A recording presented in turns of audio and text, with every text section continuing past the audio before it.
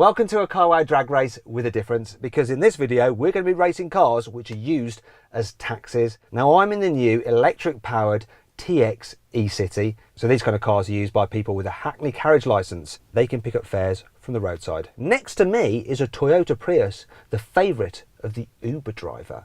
Next to that is a Ford Galaxy, which is a favourite among people who work for minicab firms, such as Addison Lee.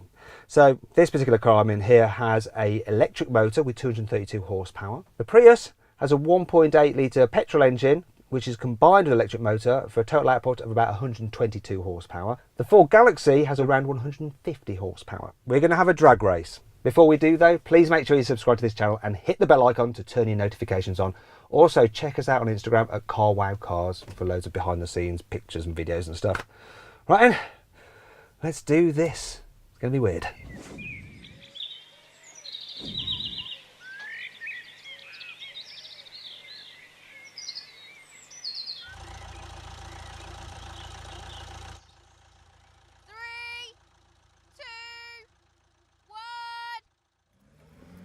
Come on!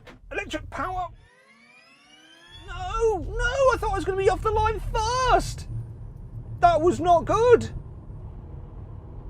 I've got way more horsepower than the other cars. Oh no. Problem is this car's weight. It's like 2.2 tonnes. That Prius is barely 1,400 kilos. Oh no, what's that rattle? Yeah, I've maxed out at 80. Bloody outrage that was! Typical Uber driver, threatening my livelihood like that, racing ahead. So then, what exactly happened? Well, the 2-litre diesel Galaxy crossed the line first, with a quarter-mile time of 16.7 seconds. The hybrid Prius was second, with 17.2 seconds, and the new electric taxi last, with 18.5 seconds. Now we're going to have a rolling race from 20 miles an hour, so this test kind of would be a bit like trying to nip round a bus or a cyclist that's in your way. So let's see what happens. I'm going to count everyone in.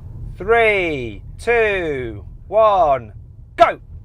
Yes, electric power picks up first and quickest, but now the Prius is pulling ahead, and I think, oh, it's quite close between me and the Galaxy, but yeah, it's going now. Very quickly though, this was first, so it would have just gone ahead of the other two and commanded its place in front of the line of traffic. To most people, a black cab is as British as the Queen. Though just like Elizabeth Windsor, it has family ties overseas. You see, while the car is built by the London Electric Vehicle Company in Coventry, the business is actually owned by Chinese firm Geely, which also owns Volvo. That's why things like the steering wheel, switches and infotainment system are the same as in an XC90. Hopefully taxi drivers won't think it feels too foreign. You know, some people say that black cab drivers are a little bit xenophobic. But you know, I ain't got nothing against xenon headlamps. You know, I've got a mate who's a xenon headlamp. He's alright. Wife's a bit weird though. What you might find weird are the rules on taxis. In the UK, private hire cars and Ubers must be pre-booked, whereas black cabs don't have to be. And that brings us on to the next challenge. We're going to have a brake test from 50 miles an hour.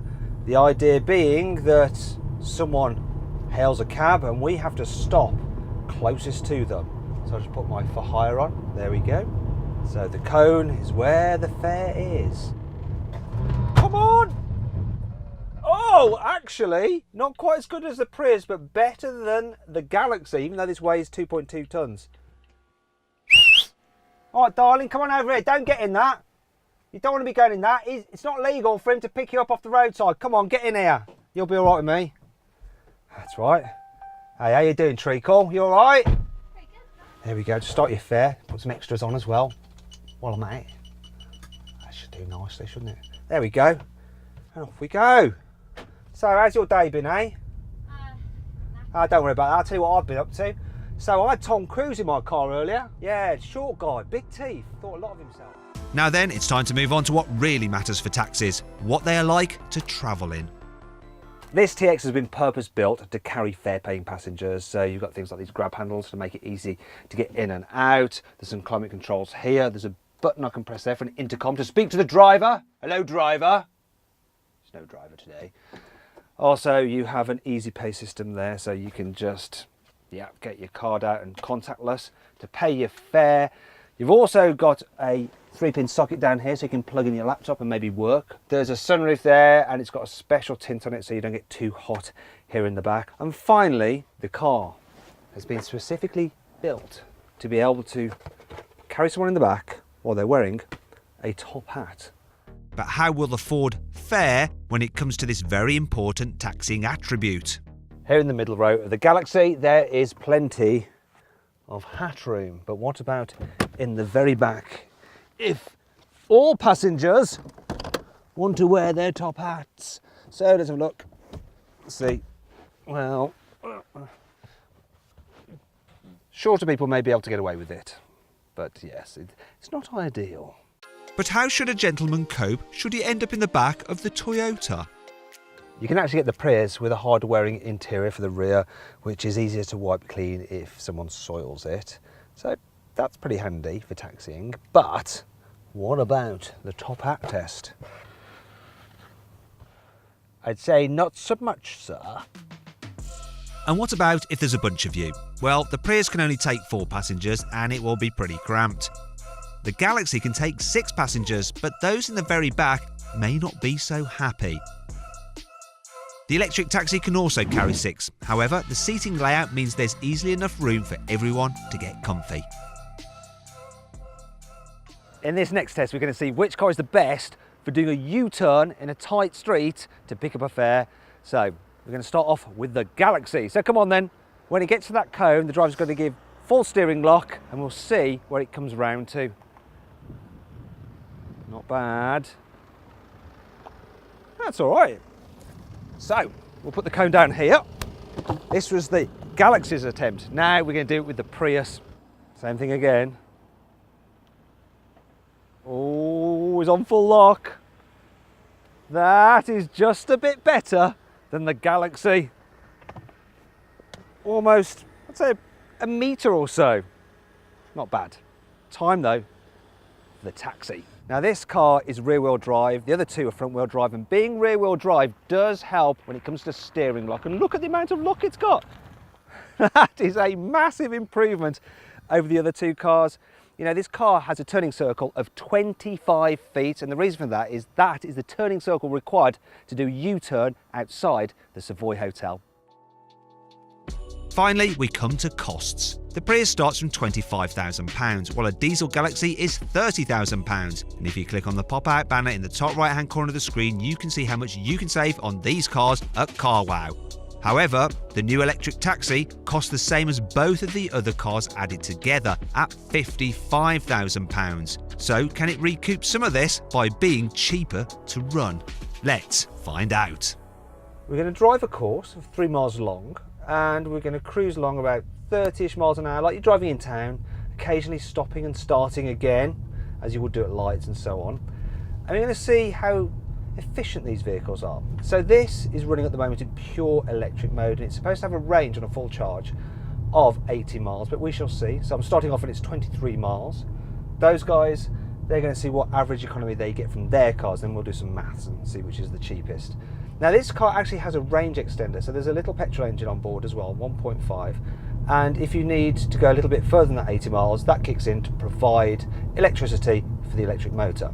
And it can work out to about 37 miles per gallon when you're running that way. But the idea with this car is that you can just, well, charge it at night or at a fast charge when you're having lunch and just carry on doing your job pretty much on electric power alone. Because 80 miles, trying to do that in London will probably take you about 15 days, driving like a proper taxi driver, smooth, steady, to save money. Uber drivers though, often quite jerky, make you feel a bit sick. One last stop, I think. Of course, when I'm braking, I benefit from regeneration, as does the Prius. It recoups that lost energy and puts it into its battery, and that's why it gets such good economy. No such help there with the Ford Galaxy, it's just a diesel engine. As with pretty much every taxi I've ever been in, during this test, all the cars had their air conditioning switched off to maximise efficiency. Oh, Sweating. Tell you what, being a taxi driver's right old graft, isn't it? Right old graft. People think we just sat down all day. But no, we're not. We're exercising our mouths, talking incessantly. Anyway, enough of the unnecessary taxi driver stereotyping. What are the scores on the doors? Started off on 23 miles of range remaining. Now I've got 21. So went down by 2 miles of range, even though we've done 3 miles, which is pretty blooming good. Let's find out what these guys did. So what economy did you get out of the Prius? The Prius managed just over 80 mpg. Oh my God, that's really good. So then what did the